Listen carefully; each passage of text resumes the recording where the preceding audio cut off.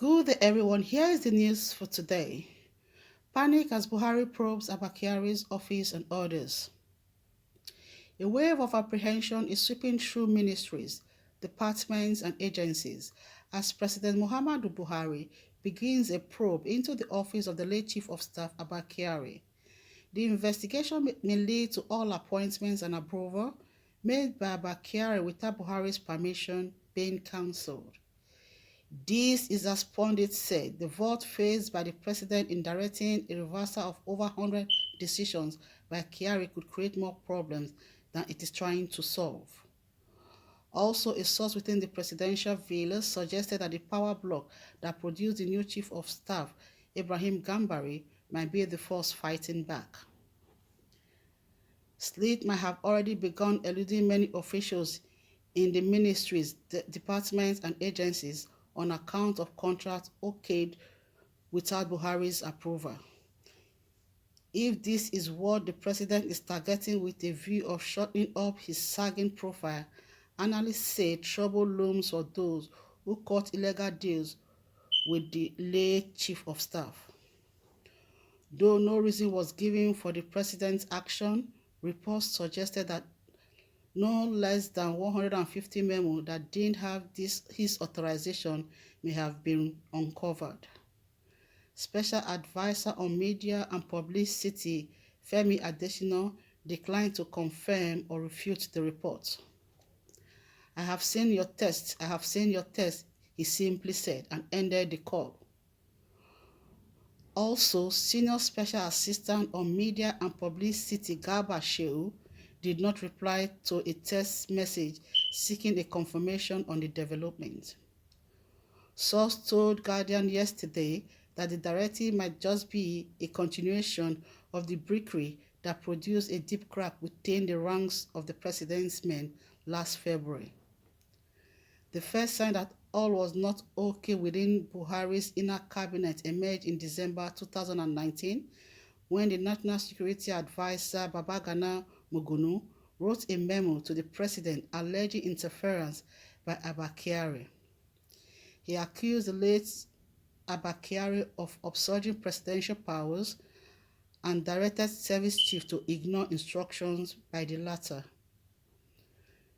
Mugunu's account of connection between Kyari's alleged meddlesomeness and an acute specter of insecurity that had gripped the country was contained in a series of confidential circulars he addressed to top administration officials on national security.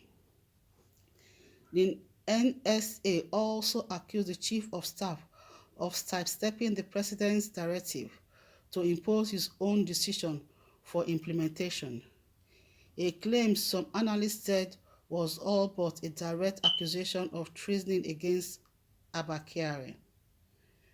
The revelation, first published by an online portal, appeared to undercut an integral aspect of the president's response to critics, that there is a unity among security chiefs towards the common interest of defeating terrorists and armed bandits rather than admission of clumsiness or crack in his team.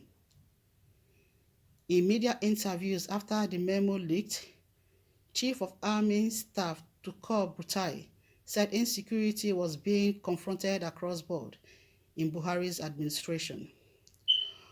But Mugunu's memo showed he and other service chiefs had been taking controversial orders from Kyari. Despite warning from NSA that such a practice was not only unconstitutional but also violation of the Constitution. The first sign of war between NSA and the the first sign of war between NSA and the COS, as Chief of Staff, two of Burtai's most powerful aides, was the open letter which revealed both men locked in a bitter confrontation amid raging insecurity. Perhaps the most potent of allegations raised against the Chief of Staff by the NSA at the time was that he had been flagrantly disregarding decisions already taken by the president and imposing his own recommendations. Observers saw this as a jarring allegation bordering on treasonable felony. Since Buhari settled down in office in 2015, Kyari's role as the chief of staff made him perhaps the most courted associate of the president, arguably more than the president's wife and other family members. The chief of staff's influence exposed him to some of the worst scandals of the administration. Shortly after the telecom giant MTN was slammed with a record fine in 2015, Kyari was the one who allegedly played the middleman in negotiating the fines, a role that threw up allegations of fraud when the scandal broke. An MTN official who allegedly played a key role in the negotiation was said to have lost her job and amid the controversy. But Kyari held onto his position, going forward to take part in bigger deals on government's behalf. Kyari's influence was also a matter of serious concern for Aisha Buhari, the president's wife, who had repeatedly lashed out at the chief of staff for allegedly caging her husband and making her redundant in government.